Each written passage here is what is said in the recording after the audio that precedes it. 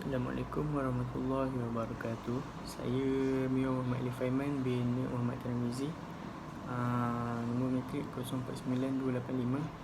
Hari ini saya akan menerangkan tentang hierarki mahkamah syariah dan fungsinya.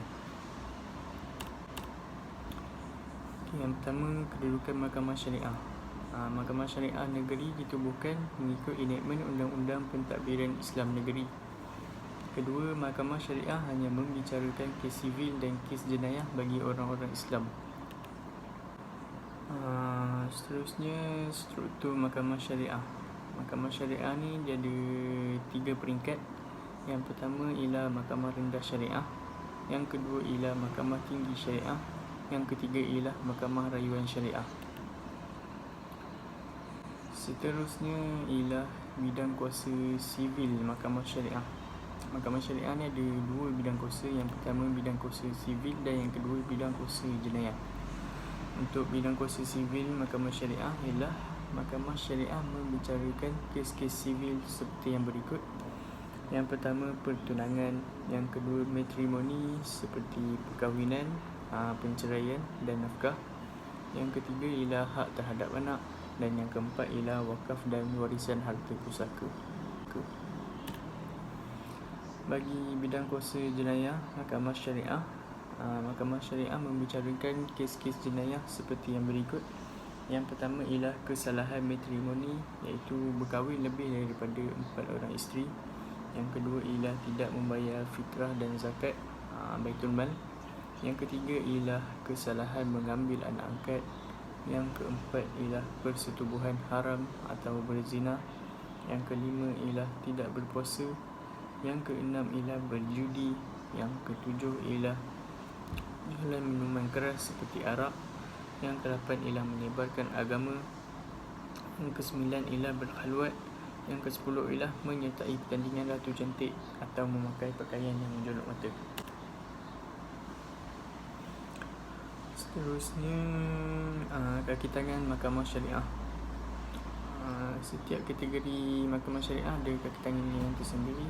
Bagi mahkamah rayuan syariah, dia mempunyai ketua hakim syariah, berperanan untuk mendengar rayuan bersama-sama dengan panel. Antara anggota panel tu terdiri daripada hakim mahkamah awam dan hakim mahkamah tinggi syariah negeri-negeri yang lain. Bagi mahkamah tinggi syariah, dia mempunyai hakim mahkamah tinggi syariah, pegawai pemeriksa hal ehwal agama dan pendakwa agama. Bagi mahkamah rendah syariah, dia mempunyai hakim mahkamah rendah syariah, pegawai pemeriksa hal ehwal agama dan pendakwa agama. Seterusnya, bidang kuasa hukuman mahkamah syariah. Bidang kuasa ni untuk 2 mahkamah, iaitu mahkamah tinggi syariah dan mahkamah rendah syariah. Bagi mahkamah tinggi syariah boleh mengenakan hukuman yang berikut untuk kes jenayah dan kes sivil. Untuk kes jenayah ialah yang pertama penjara tidak melebihi 3 tahun. Yang kedua denda tidak melebihi RM5,000. Yang ketiga ialah merotan tidak melebihi 6 sebatan. Yang keempat ialah kombinasi mana-mana hukuman di atas, iaitu gabungan antara hukuman di atas. Bagi kes sivil ialah pertikaian melebihi RM50,000. Untuk mahkamah rendah syariah boleh mengenakan hukuman yang berikut. Bagi kes jenayah ialah penjara tidak melebihi 6 bulan dan denda tidak melebihi RM1,000. Untuk kes sivil, pertikaian melebihi RM50,000. Seterusnya, jenis-jenis mahkamah dan peranan. Jenis-jenis mahkamah ada 2 mahkamah, iaitu mahkamah syariah dan mahkamah adat.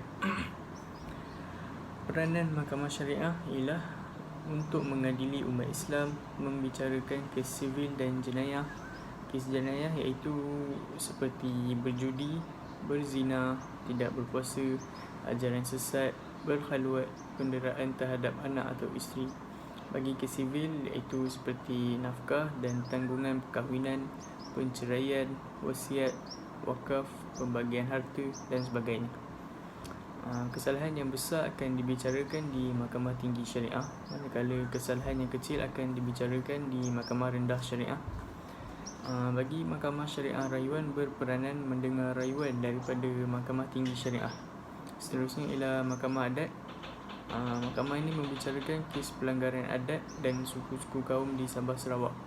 Contoh kes pelanggaran adat suku kaum, adat perkahwinan, undang-undang adat, keagamaan dan sebagainya. Itu saja daripada saya. Sekian, terima kasih.